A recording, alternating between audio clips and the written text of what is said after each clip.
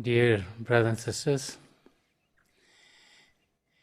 as we all gather together during the first month of this new year, this is a time of hope. This is a time to pray for peace and unity and light in our lives. For the new year we had the slogan, Bask in the Inner Sun in 2021. And as we bask in the inner sun, the light that we experience gives us warmth, makes us experience love, and that love that we experience on the inside just comes out to each and every one that we meet. And so as we look for a life of peace, as we look for a life of unity, as we look for a life and with their light so that the darkness is dispelled, then we need to take some steps so that we can go in that direction. Meditation is a means by which we can attain that life. Meditation is a means by which we can be peaceful ourselves. We can radiate that peace to others so that there's unity.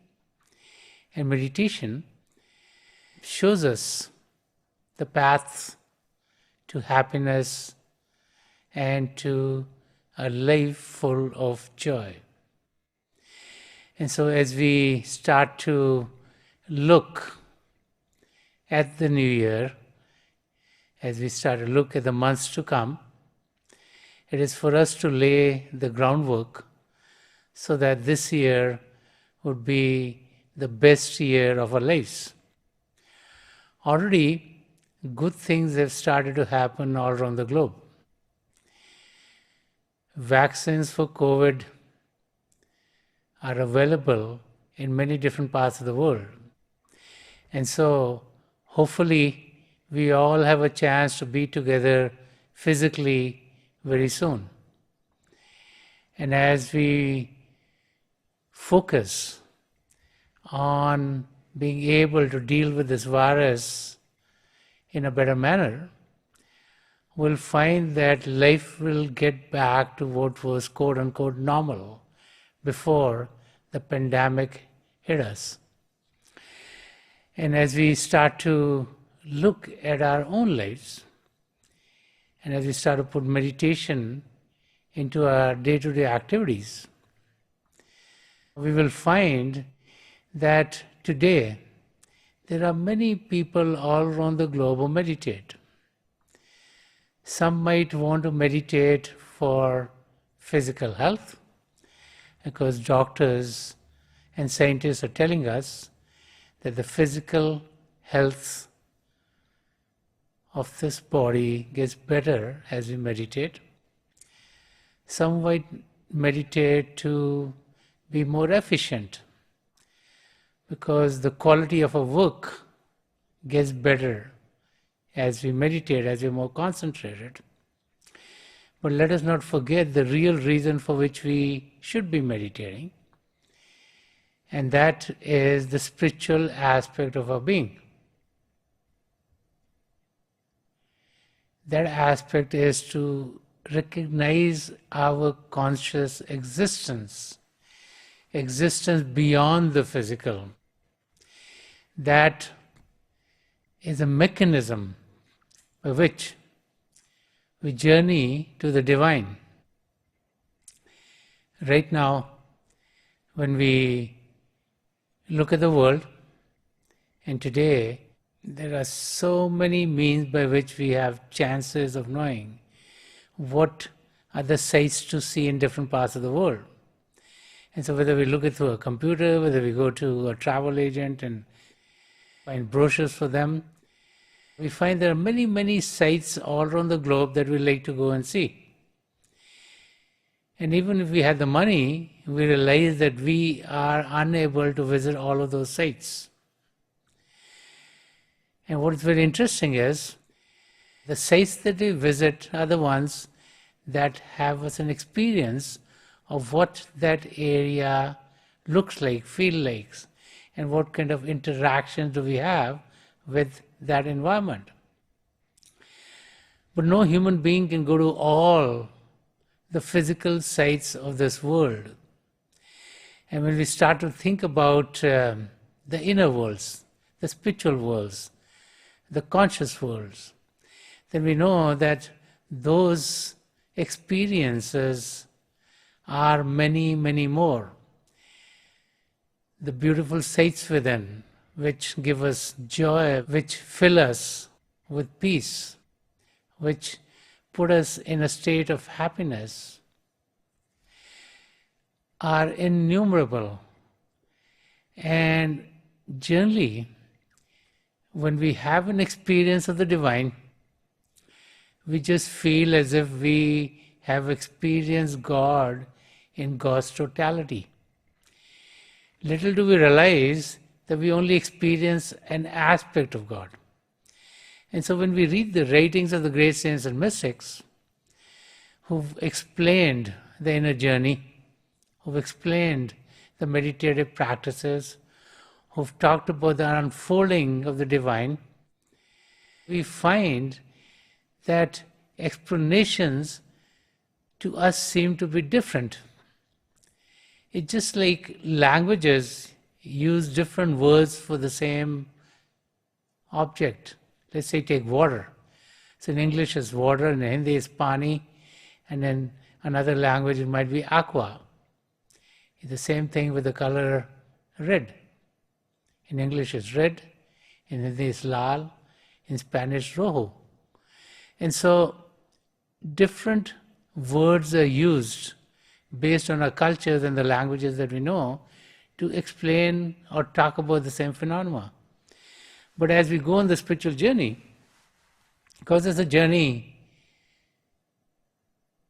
in which we are discovering consciousness beyond the physical, when we try to explain it to someone else, it becomes very difficult. How do you explain it in words? In the outer world, let's say you were to explain to someone what the taste of chocolate is. You can say it's sweet. You can use some other words in different languages to explain what the taste might be. But unless someone tastes the chocolate themselves, they're not going to be able to truly experience what chocolate tastes like. And so when we read about the inner journey, words are inadequate. And saints and mystics have talked about having the experience by ourselves. There are so many experiences to have on the inner journey. They're just flashes of light or circles of light or lights coming and going or lights stabilized are not all that there is. And many times when we sit to meditate and have experience like that, we feel, oh, we experienced a lot. But there is much, much more to experience. And we should not be limited by an experience or two. As an example, I'd like to relate a story about 4 friends. These were 4 friends who liked to hike, and so they went into the wood and they were hiking there. And as they were hiking, they got tired, and so 3 of the friends fell asleep, 1 was still awake. And as this one has his eyes open, he sees that on the tree right in front of him, he saw a very beautiful lizard. And the color of the lizard was green. And he enjoyed looking at the lizard. And then he fell asleep himself. In the meantime, one of his other friends woke up. And the second friend looked at the tree in front of him and saw a very beautiful red lizard. And he was happy to see it. And then he was tired, he fell asleep. The third friend woke up. And as he was looking around in the tree in front of him, he saw a lizard who was very beautiful with yellow color. And he's looking at it, he's enjoying the lizard, and he falls asleep also. And the fourth friend wakes up. And when he's looking around too, he finds a very beautiful lizard whose color is orange. And then he falls asleep too. And when they wake up, they get up, they want to go further, and as they're leaving, they start to talk about how beautiful the lizard was. So one said, "Oh, I saw the lizard, and his color was green." And the other friend said, "What are you talking about?" The color of the lizard was red. And the third guy says, "Oh, you guys might be drinking something, because I'm sure that the color of the lizard was yellow." And the fourth one said, "I don't know what's happening to all three of you, because the color of the lizard was orange." And as they are talking and talking, all of a sudden they see this chameleon lizard, and it's started to change colors in front of them. From green it went to red, and from red it went to yellow, and from yellow it went to orange. It's then that they realize that what they'd seen before was just a part of the whole experience of this lizard. And it's the same thing that can happen to each and everyone else as we go on the spiritual journey. What is important is to realize that there are many, many experiences along the way. What is important is to realize that each and every one of these experiences is an experience of love. Because as we go on the spiritual journey within, is love of God which is being unfolded within ourselves. And so, the principle of meditation is very simple to understand. We close our eyes, we still our body, we focus right in front of us. The practice of meditation is what is difficult. Now when we sit and we close our eyes, just to stay still is not easy. And if we do still the body, then the gaze that we need to keep in front of us becomes difficult. Because all of a sudden we say, "Oh, should I look up? Should I look down? Should I look this way? Should I look that way? And where should I focus?" And even though we're told time and time again our focus needs to be right in front of us, many times we find it very difficult to keep our gaze in that environment. And then, as we are trying to gaze in front of us, distraction comes to us through thoughts. Thoughts about what happened the day before, thoughts about our family, thoughts about our work, thoughts about appointments that we have. All of these become a distraction and we are unable to focus our gaze. So how is one to keep our attention in the arena from which happiness and joy is going to sprout forth? So one of the greatest tips that can help you is to keep your gaze at the inner door right in front of you, just like you would keep your gaze on the front door of your house, apartment, condo if you're expecting your loved one to come and visit you. You know, if you expect your loved one to come and visit you, whether it's your parents, whether it's your children, whether it's your spouse, whether it's your friend, then you are very happy because your loved one is coming to visit you. And then you don't want to be distracted. Nothing else can keep your attention from the door from which your loved one is going to come.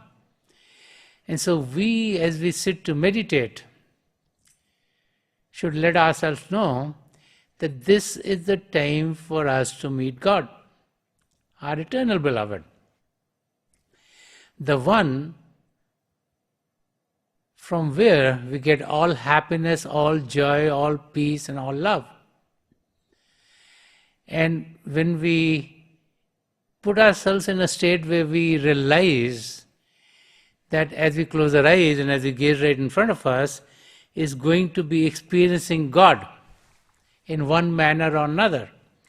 Whether we experience God as the divine light, whether we experience God as the divine sound, whether as we experience God through the inner light, the radiant light within, whether it could be flashes of light, it could be circles of light, it could be lights of various colors, it could be lights that stabilize, whether it could be an experience of stars in the sky, whether it could be experience of inner moon or inner sun, or any other vista within. That is that experience of God, is the unfoldment of God, is the finding closeness of God that we are experiencing. And whether it's an experience of sounds of any thing that gives us happiness and joy, whether it be sounds of the waterfall, the sounds of raindrops, whether it be sounds of ringing bells. When we experience that, that's an experience of God, then our gaze is going to be focused strongly right in front of us. Our eyeball should be straight. We should focus 8 or 10 inches in front of us. And as our gaze is concentrated and the gaze is strong and the gaze is proper, we then will be able to connect with the divine power which is within each and every one of us. God is not on the outside, God is within each and every one of us. God is our eternal beloved. And it is God who we are experiencing as we close our eyes, as we still our body, as we still our mind by repeating God's name so that thoughts are not coming to distract us. It is through this process that we are going to be experiencing joy within ourselves, peace within ourselves, and will be in a state of bliss. And as we fine-tune the practice of meditation, which is the difficult part, as we practice meditation on a daily basis, we get better and better of it. As our attention is focused in the right arena, as our gaze is focused in the right arena, as we are stilling our body and stilling our mind, we then definitely are in a state in which we are experiencing the joys of the unfoldment of the divine. And as that happens, not only are we happy on the inside, not only are we calm on the inside, but that peace that we experience within ourselves oozes out and goes to each and every one that we meet, whether they be members of our family, whether they be our friends, whether they be our co-workers. And so we then are creating an atmosphere of joy and peace all around us. So in this new year, let us focus on making ourselves peaceful so that the environment that we all find ourselves in would be peaceful and joyous. Let us focus on meditation. Let us focus on a technique. Let us experience the inner sun. The more we experience the inner sun within, the happier we will be, and the happier will our environment be. And as we meditate on a regular basis, we'll find that a state of calm, a state of peace, a state of joy, a state of happiness is not difficult to achieve. So let us meditate for a few minutes. Please sit as comfortably as you can. Close your eyes very gently, just like you close them when you go to sleep. Your eyeballs should be straight, focus 8 to 10 inches in front of you. And as you close your eyes, those of you who have been initiated in the mysteries of the beyond, please do your Simran. Those of you who are new here, repeat any name of God that you feel comfortable with. This repetition of God's name should be done mentally and not out loud. Keep your gaze right in front of you. You might be experiencing flashes of light, circles of lights. Lights could be of various colors. Just keep your gaze right in the middle. With time, to you will seem like the lights have stabilized. What is actually happening is that the light of God is within each and every one of you. When you're concentrated, you experience the light. When you're distracted, you experience darkness. So with time, as your concentration improves more and more and more, you experience the light more and more and more. And as you experience the light more and more and more, then you'll find that many, many other vistas are going to open up for you, which will put you in a state of peace and a state of bliss. I pray to God Almighty and to the three great masters of the past century, Hazur Baba Sawan Singh Ji Maharaj, Param Sant Kripal Singh Ji Maharaj, and the gracious Master Sant Rajinder Singh Ji Maharaj, to help each and every one of us here connect with the divine power within and to have us experience the divine light in its effulgence. We'll be sitting for a few minutes. I'll be getting you out of this meditation at that time, and my best wishes are with each and every one of you.